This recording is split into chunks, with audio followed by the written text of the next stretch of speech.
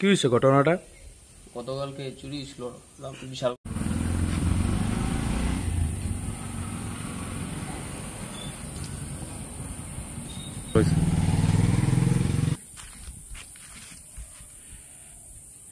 কালকে রাত্রে আমি পূজা দিয়ে গেছি, বাইরে গেছি পরে এবারে আমি এবারে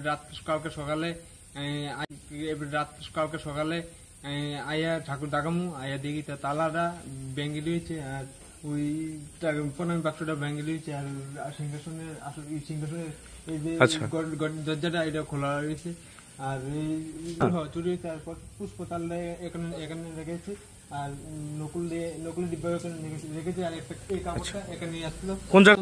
ঠাকুর মুড়ে আচ্ছা চক্রবর্তী।